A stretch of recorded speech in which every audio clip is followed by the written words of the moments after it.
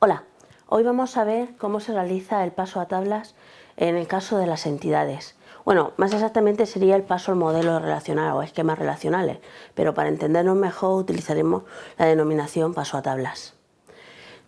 La idea es que en general, en un modelo entidad-relación, tanto las entidades como las relaciones se van a terminar convirtiendo en esquemas relacionales, o lo que después serán las tablas. En el caso de los atributos, se convertirán en las columnas o campos de nuestras tablas. En las entidades, la forma de convertirse sería cada entidad se correspondería con un nuevo esquema relacional, y ese esquema relacional tendría como atributos los mismos atributos que la entidad, como campos. Veamos un ejemplo. Por ejemplo, si la entidad coches con los atributos matrícula, número de bastidor, kilómetros, año de fabricación, etcétera, se convertirá en un nuevo esquema relacional coche y posteriormente en una tabla con los mismos atributos. Como veréis, la clave primaria sigue siendo la misma, tanto matrícula, tanto lo era en nuestro esquema entidad-relación como lo va a ser ahora ya en nuestro modelo relacional. ¿Vale? En el caso particular de que tengamos atributos compuestos, lo que hacemos es que directamente guardaremos cada una de las partes que lo compone y no el atributo compuesto en general. Por ejemplo, si en nuestra misma entidad cocheteante guardásemos un atributo compuesto con las características técnicas como el combustible, el motor o el número de caballos que tiene, a la hora de crear nuestro esquema, directamente ese combustible y motor, esos caballos, lo que lo conforma, serían nuevos campos de nuestra tabla. Como veréis, el de características técnicas no existe, porque ya lo tenemos guardado. Si lo guardáramos sería redundante, estaríamos guardando dos veces la misma información y no daría problemas.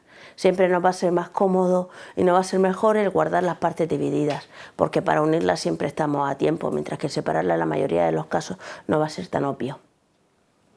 En el caso de tener atributos multivalorados, estos nos dan lugar a un nuevo esquema relacional, con lo cual tendríamos nuestra entidad que daría lugar a un esquema relacional y luego el atributo multivalorado que te daría lugar a otro, cuya clave primaria sería la clave primaria de la entidad más el atributo en sí. Volvemos a verlo con nuestro ejemplo de coches. En el caso de colores, si un coche pudiera tener o estuviera pintado de varios colores y apuntáramos de qué colores está pintado, colores sería un atributo multivaluado, así que tendríamos nuestra entidad coches tal y como la habíamos dejado en el ejemplo anterior, más una nueva esquema relacional que sería el de colores de coche, cuya clave sería la matrícula más el color en cada momento. Por último, nos encontramos con los atributos derivados o atributos calculados a partir de otros atributos que ya teníamos. En este caso tendremos dos opciones, o directamente crearlo como si fuera un atributo más, y en ese caso tendríamos que poner nuestros procedimientos que se encargarán de ir actualizando y calcular el valor correspondiente. Eso, por una parte, puede hacer que en muchas ocasiones sea más eficiente, pero por otra parte puede plantear problemas de integridad o de semántica si no coincide la actualización con los datos reales. Otra de las opciones va a ser simplemente que ese atributo no exista, no almacenar y que no nos modifiquen nada el atributo correspondiente. ¿Cuál vamos a elegir? Pues lo que nos sea más eficiente en cada momento, nos sea más cómodo. Si tenemos un atributo que se actualiza continuamente y vamos a estar más tiempo actualizándolo, pues mejor no crearlo y cuando nos haga falta directamente lo calculamos. Si por el contrario lo vamos a tener que realizar o calcular muy pocas veces y va a ser bastante estable y en cambio se consulta muchas veces, nos va a ser más cómodo el poder ir calculándolo en cada una de las partes y directamente guardar el atributo con el valor correspondiente. En nuestro ejemplo de coches pasaría si por ejemplo tuviéramos un atributo antigüedad que nos dijera la antigüedad del coche. En este caso el cálculo de la antigüedad es muy sencilla y cada momento va aumentando la antigüedad del coche, con lo cual podríamos directamente no incluirlo en nuestro esquema relacional.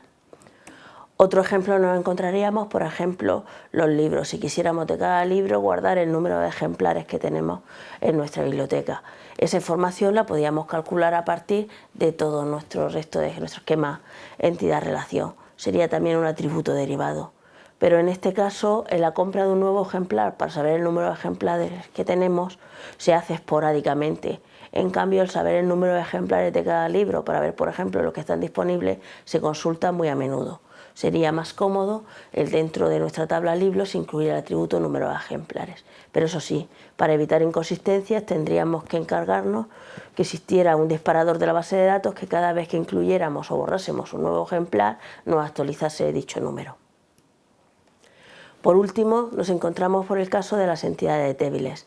Las entidades débiles nos van a dar lugar también a una nueva entidad, igual que antes, pero como dijimos, su identificador no tiene la característica de clave primaria. Su clave primaria va a estar formada por la clave primaria de la entidad fuerte más el identificador de la entidad débil. Por lo demás sería exactamente igual que las entidades fuertes que hemos visto antes. Veamos un ejemplo. Si tenemos los libros que tienen ejemplares sería una entidad débil, con lo cual crearíamos por una parte la entidad fuerte libros con todos sus atributos o todos sus campos y por otra parte la de ejemplares, cuya clave primaria sería la clave primaria de libros más el identificador de ejemplares. Y esto es todo. Muchísimas gracias.